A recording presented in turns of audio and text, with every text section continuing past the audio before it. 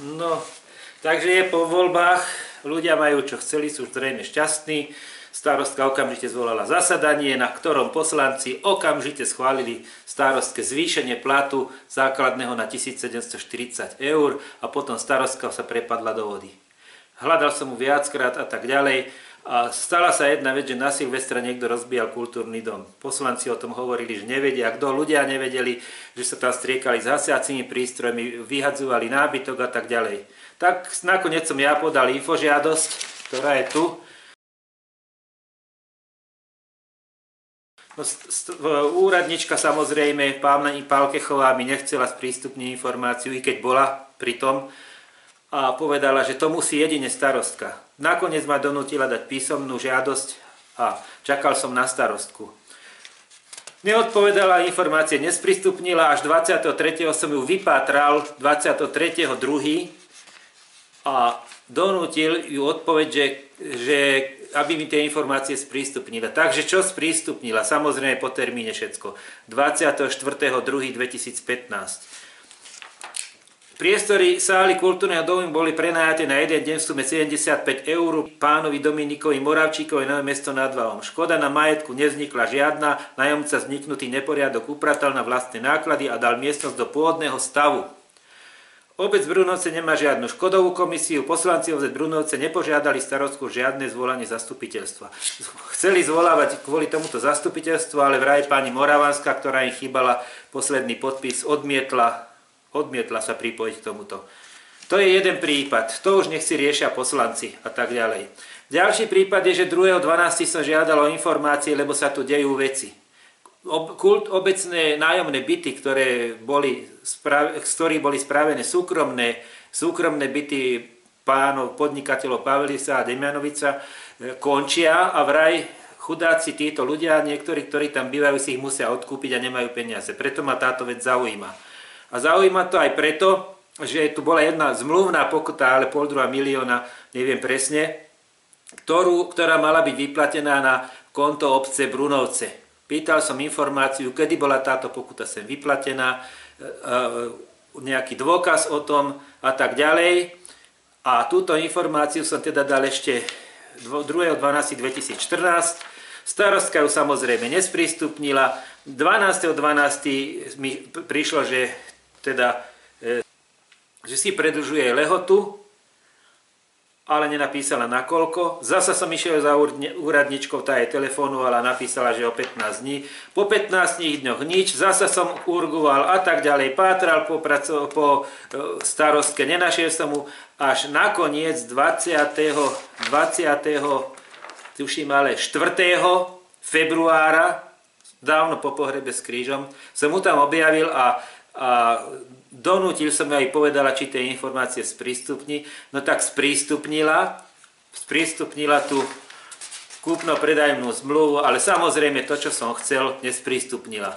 No a prečo je to dôležité? Lebo všetko toto potom museli občania splácať. To, čo tu Močko narobil, potom bola dražba obecného majetku, dražobná firma prišla, dražobné poplatky sa platili a jednoducho starostka a poslanci minulí odhlasovali, že budú toto splácať. No kto to splatil? Občania zo svojich daní. A ja som není ochotný takéto svinstvo podporovať. Nesprístupnila a na tom naďalej trvám, aby to sprístupnila, ale ide o veľké peniaze a ľutujem tých ľudí, ktorých teraz vyhadzujú z tých nájomných bytov a kam oni pôjdu bývať a tak ďalej. Tak preto som bol dneska na obecnom úrade znova toto urgovať a môžete sa pozrieť na vlastné oči, ako to na tomto tzv. Obecnom úrade vyzeralo. Ešte predtým zajtra bude zasadanie obecného zastupiteľstva. Správa hlavného kontrolóra za rok 2014 ponúka na odkúpenie akcií spoločnosti Prima Banka Slovensko AS, to neviem čo je, disponovania finančnými prostriedkami Starovskej obce bez uznesenia, teda že aby mohla robiť s peniazmi, čo chce a nemusela mať k tomu uznesenie. Súhlas k používaniu súkromného motorového vozidla na služobné cesty, no neviem, či ho nepoužíva aj teraz, bez súhlasu a bez všetkého. Poučenie poslancov v zmysle zákona 122/2013 o ochrane osobných údajov, zmene neskorších predpisov. Potom rôzne oznámenie uložení odpadu ŽSR, stavba TN Brunovce, NV, NNK, z toho teda človek ozaj vie, čo to je, takú hlúposť tu popíše, aby ľudia nevedeli. A potom spustenie elektronického kontraktačného systému, diskusia, uznesenie, záver. A teraz ide video z obecného úradu, nech sa páči. Starostka si napísala, že 12.12. si predĺžuje dobu. Nenapísala nakoľko. Vy ste telefonicky volali starostke a ona si dala sem dopísať, že teda na 15 dní. 12.1.2015. Samozrejme zákonné lehoty premlčané a informáciu som dostal až 25.2.2015 a je to informácia, v ktorej to zaznieje. A vy rozumiete, o čom išlo? Určite nie, veď viete o čo. Že chcem tú informáciu, aj teraz som vám to zopakoval, o tých financiách, kedy ich ten pán Pavlis a Demianovič na ten účet obce dali. Takže napísal som tu list. Tento list by ste mali mať na počítači. Máte ho? Máme. Máte. Tu som červeným napísal tento bod, že to som nedostal, aby som to chcel dostať. Samozrejme, že je po termínoch. Môžem to dať znova, ale na čo by som to robil? Keď všetci vieme, o čo to ide. Starostka vie, o čo ide, vy viete, o čo ide. No a teraz by som chcel vedieť, či ste to už našli, lebo som preto došiel. Som po chorobe, som tu no nie, ja vám nechcem zlé. Vám. Vy tomu rozumiete, čo chcem? Nie ste tu, už ste tu boli, však aj včera. No. Takže ja by som tu... Ale ma máte odsledovanú teda? Áno, mám. Sledoval som vás. Nechcel som ísť hneď prvý deň, aby ste... Teraz cigánite, že ste tu prvý deň, ste tu druhý. Takže cigánite, to je v prvé, ale o to mi tu nejde teraz. Chcel by som toľko, že či tú informáciu už mám po tých 2 mesiacoch, čo je marec už teraz. Január, február, už marec ideme.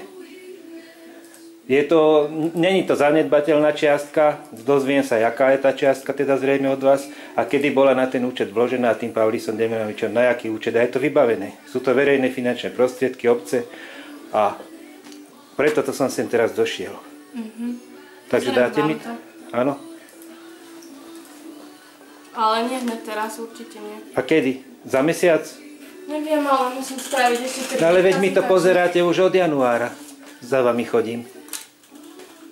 Veď tu máme hlavného kontrolóra obce, ten je tu koľky? 6 rokov, alebo ja neviem koľko.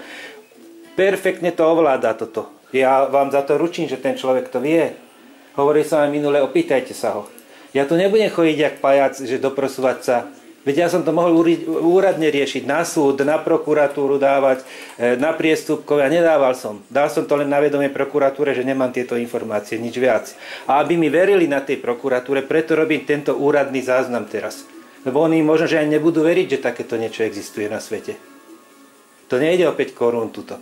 A na vás teda ja nemám nič. Ja neviem, len toľko, že ste to mali sprístupniť. Či to chcete vy, alebo či vám starostka zakazuje, to ja už neviem o tom. Ja by som sa najradšej s ňou stretol. Tak prídite zajtra. Ale veď ja už som tu za ňou bola, nedala mi to.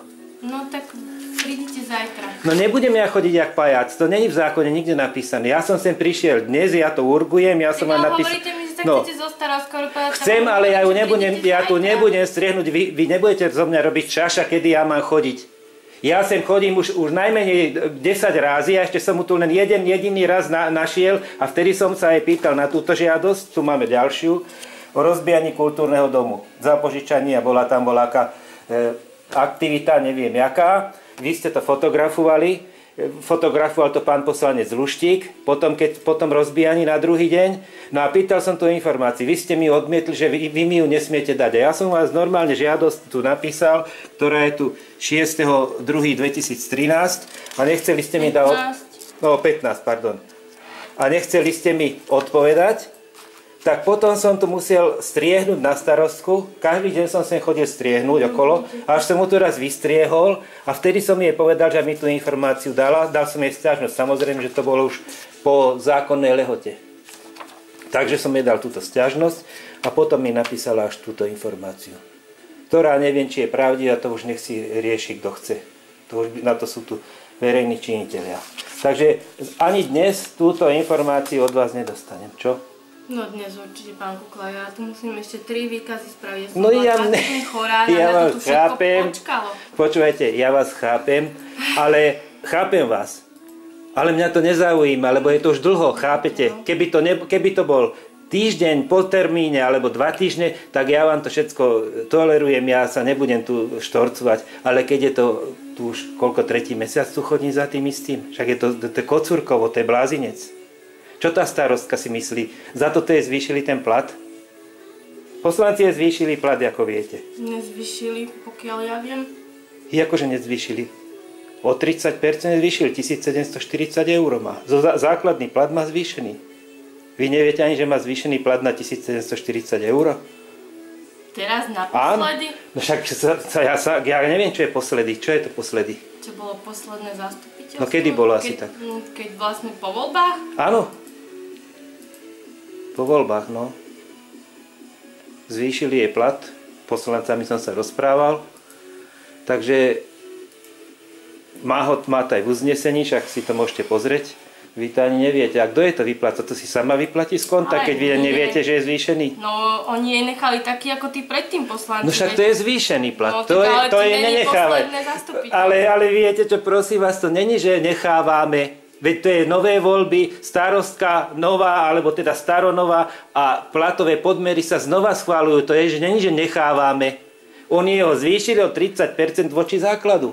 A neviem za čo. Chápete? Sa pýtajte, nie mňa. No však nič, ja vám to hovorím, len keď vy neviete ani, že je zvýšený. Takže len to ma ako na tom zarazilo. Takže dneska môžem odísť, nedostanem to nič. No, mrzí ma to, ale... No. No dobre, no tak ja neviem, už ja som sa všelijako slušne, s vami nemám problém, akurát v tom, že to nemôžem dostať. S ňou mám problém aj iný, dobre. Ďakujem za rozhovor, bude to na Reporter 24 a dám to prokuratúre.